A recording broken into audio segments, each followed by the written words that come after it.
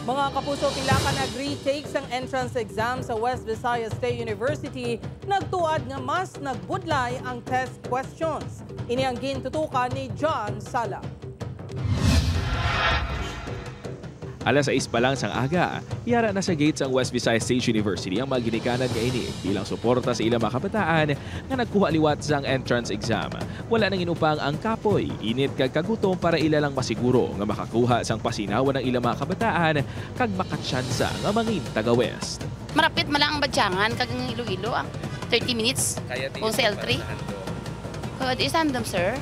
Nga makasulad sa West. Para sa pila ka mga ginikanan, dugang gastos kag huol ang pag-retake sang ilang mga kabataan.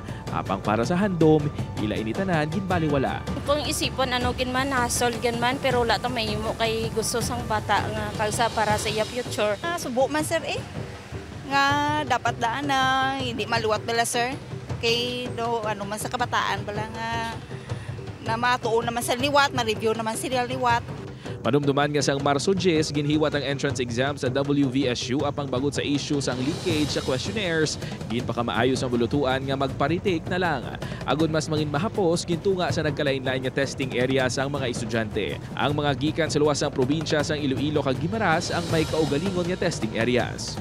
Hindi man good kay. Pero basta tuungin lang. Medyo okay nagawa daw, less tense nagawa compared sa isa ka exam.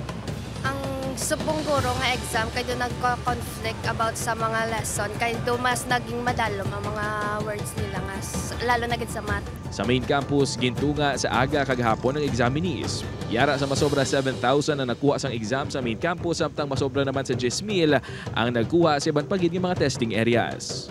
Upo kay Hans Desierto, John Sala. Buana, Western Visayas.